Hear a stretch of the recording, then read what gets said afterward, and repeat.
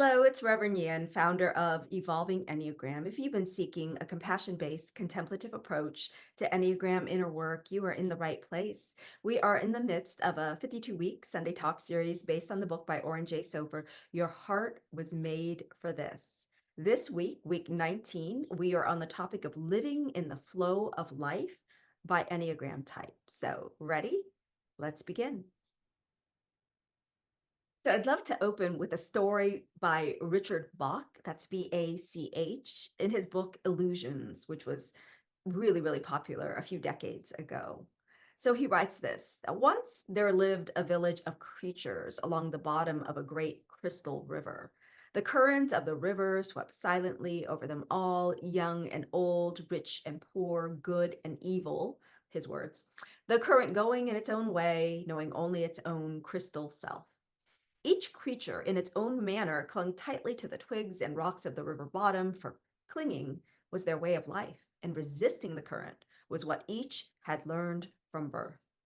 But one creature said at last, I am tired of clinging. Though I cannot see it with my eyes, I trust that the current knows where it is going. I shall let go and let it take me where it will. Clinging, I shall die of boredom. The other creatures laughed and said, Fool, let go, and that current you worship will throw you tumbled and smashed against the rocks, and you will die quicker than boredom. But the one heeded them not. Taking a breath, did let go, and at once was tumbled and smashed by the current across the rocks. Yet in time, as the creature refused to cling again, the current lifted him free from the bottom, and he was bruised and hurt no more. And the creatures downstream, to whom he was a stranger, cried, See, a miracle, a creature like ourselves, and yet he flies. See, the Messiah, come to save us all. And the one carried in the current said, I am no more Messiah than you. The river delights to lift us free, if only we dare let go. Our true work is this voyage, this adventure. But they cried the more, Savior, all the while clinging to the rocks. And when they looked again, he was gone, and they were left alone, making legends of a savior. I want to take a moment to invite you to pause this video if you have the time for it. And before we move on to explore how the story might relate to each Enneagram type, I want you to consider for yourself what it means to you, so that you have an opportunity to tap into your own wisdom and your insights before going on with the teaching.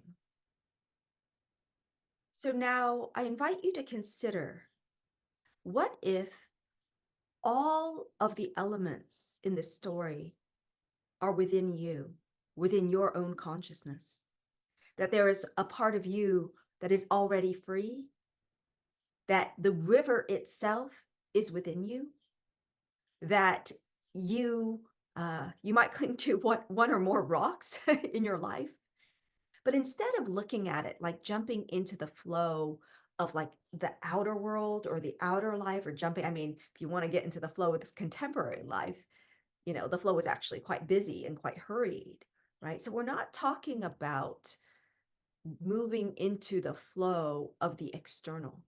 What I'd love to explore here today with you is the idea of allowing for this internal flow of spirit to happen and transform and carry us away from our clinging to the fixation of our Enneagram type.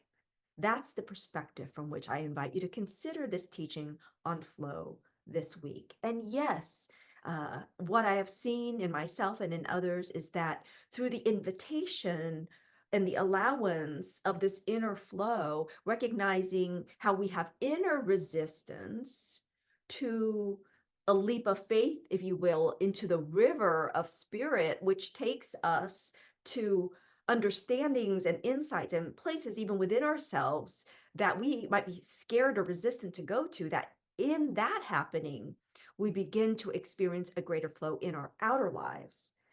But this contemplative Enneagram work is fundamentally about living from the inside out. The first movement is inside of ourselves.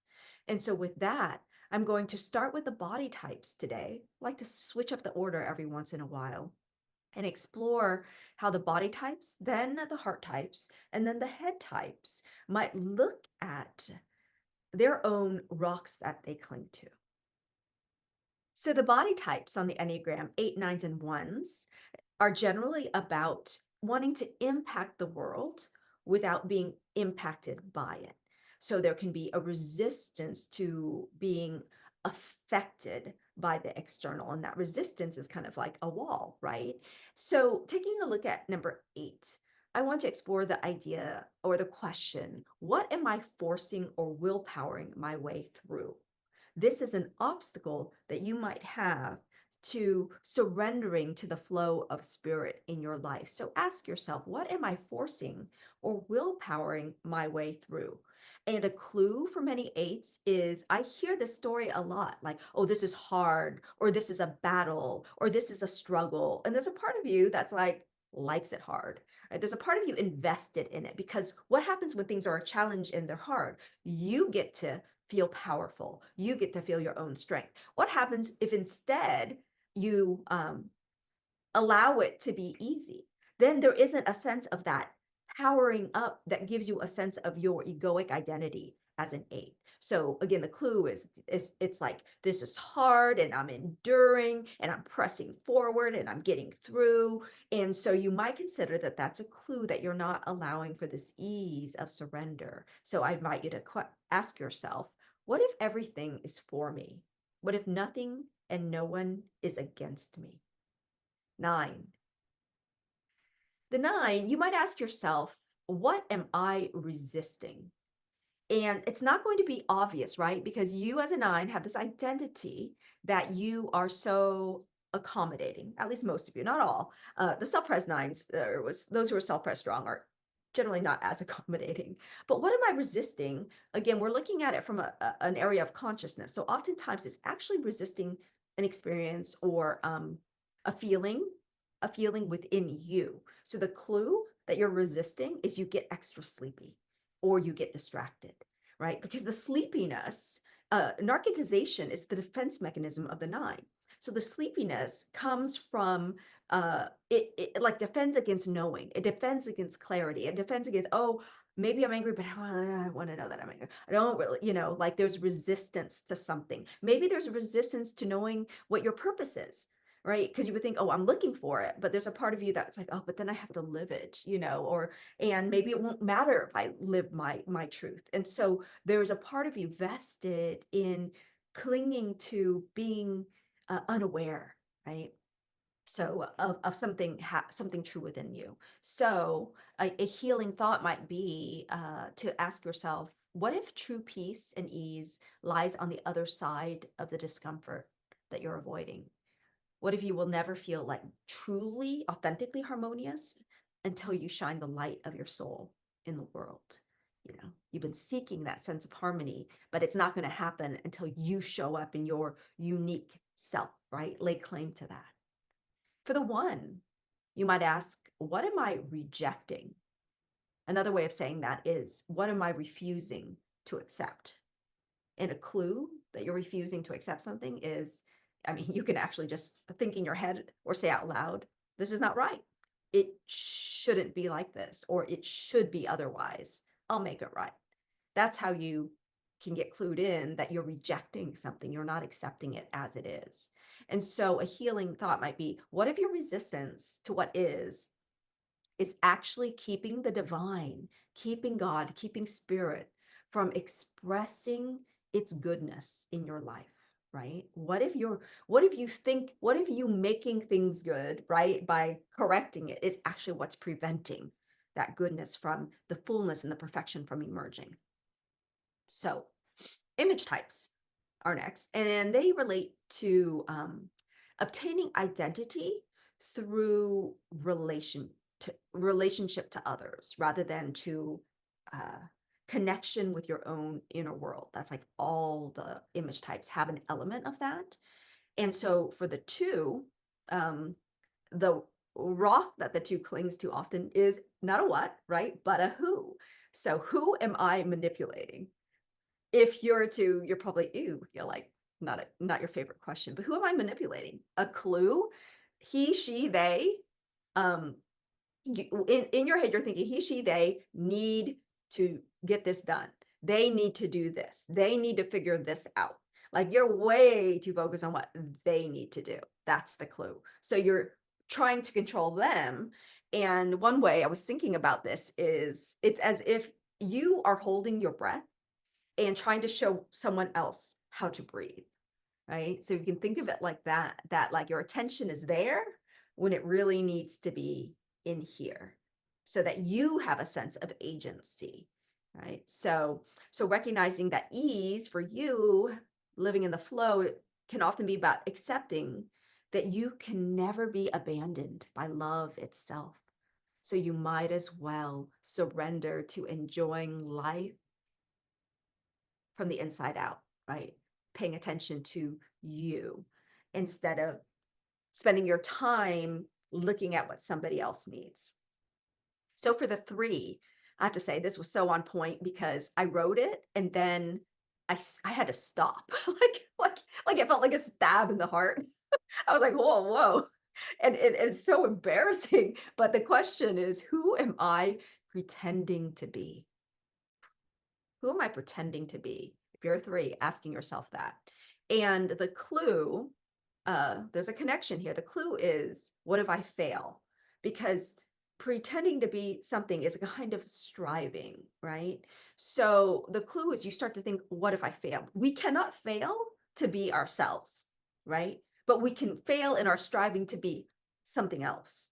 So stress, there's a famous quote, stress is the gap between who we are and who we think we should be. And so that's important to remember. So what if the greatest gift you could give lies in sharing the parts of you that you hide because you deem it unworthy? Like there's no way. Like if people knew that, there's no way.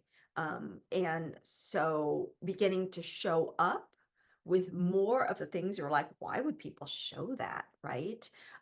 Some of what you think are the most uh, vulnerable or unworthy aspects of yourself. Yeah, I know it can feel icky. But it's also healing. So that's a way you make a leap of faith.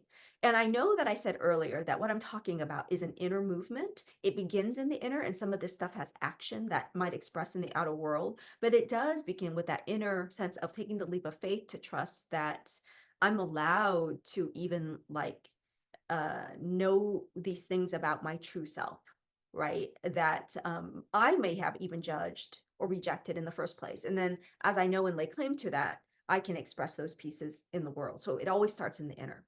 Okay, for the 4, another image type, who am I? Who are you? Who am I beyond comparisons? And the clue is that you think or say, I'm better than so and so in this. I'm worse than so and so in this. If only, because there are these ideas about like standards and ideals, and you're up and you're down. Okay, so asking yourself the healing question, what if nothing is missing? What if nothing is missing? And I can just show up now in this moment fully. Everything is here now, right? Present moment work is very important for all 4s. But that piece of nothing is missing. What if that's true? Can I live from that place? Or if is it going to be something's missing in them or something's missing in me, right? Okay. Moving into head types. Head types in general try to gain security through ideas, beliefs, doctrines, or basically what the mind can lay hold of or hold on to, uh, kind of as its rock, if you will. And so for 5s, you might ask yourself the question, how do I wall myself off from life? So a clue that you're walling yourself off, that you're back here from the observer stage and life is over there. The clue is you have this thought or you say it out loud. Let me think about it, rather than practice it or live it. Let me think about it, right? It's another way. I'm not saying any of these things are inherently wrong. It's that you cling to that at the expense of a lived life, right? So there's a balance that needs to happen. Reading about swimming doesn't teach us the joy and value of swimming, right? Reading about oranges or learning about oranges doesn't give us the taste of the orange. Learning about God or spirituality doesn't give us a direct experience of the divine. So valuable.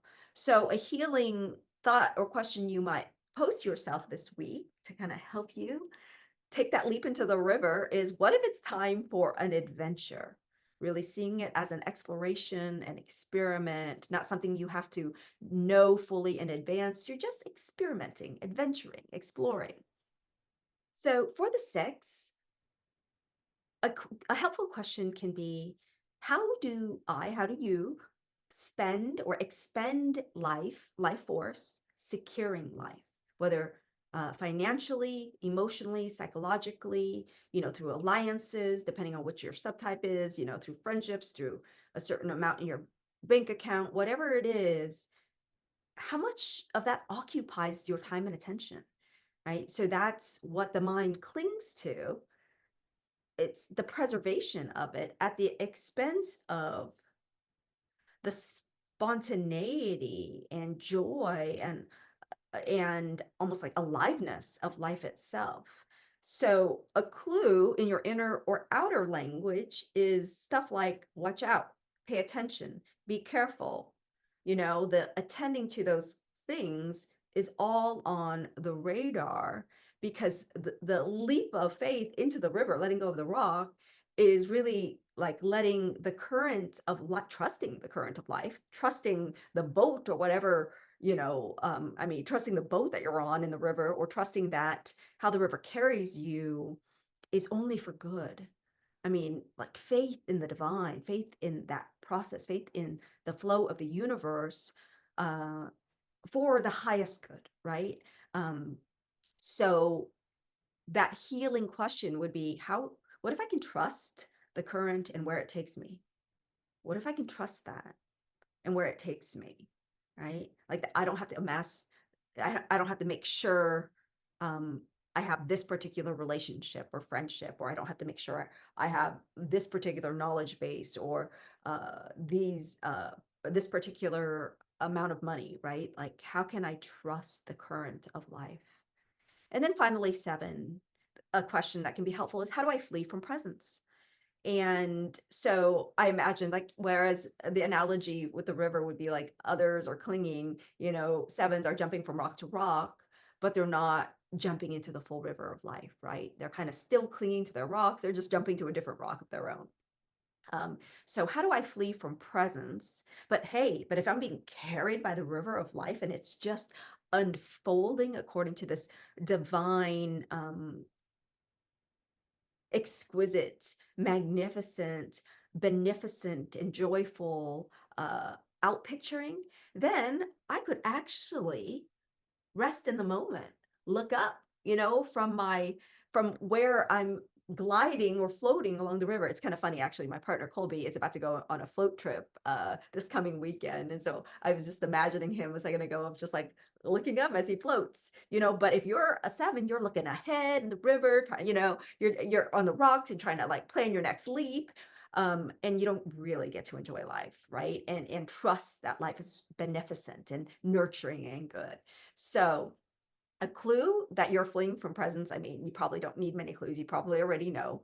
But a lot of sevens will be like, well, yeah, like, what do you think about this? What do you think about that? I was like jumping from idea to idea, or, oh, yeah, yeah. It's like a lot of it is about, it, it, it's not even about experiences for sevens. I found that sevens jump for my ideas about experiences rather than the experiences themselves, right? They want to have fun experiences, but they don't let themselves land enough, right? And so this is really about letting yourself be part of the current of spirit and of life, knowing things are unfolding. What if I let the river carry me to this next moment? Says the seven, rather than jumping from rock to rock. Then maybe I can bask in each moment just a little bit more, right? So in closing, I want to make sure that you know about this book, In the Flow of Life by Eric Butterworth, one of my favorite Unity ministers. He was a prolific writer and a gift to our entire Unity movement. And he's the person responsible for me really understanding this concept that life is lived from the inside out, and that when we tap into our inner worlds, that we can begin to live from this organic like flow of being. And I love these words of meditation that he offers. I'll close with this. Let your mind and heart release all that disturbs you. Let your body be still and all the frettings of your body and all that surrounds it. Let the earth and sea and air be still and heaven itself. And then think of spirit as streaming, pouring, rushing, and shining into you, through you, and out from you in all directions while you sit quiet. And do this on your own for as long as you wish, as we close our time together now. Namaste.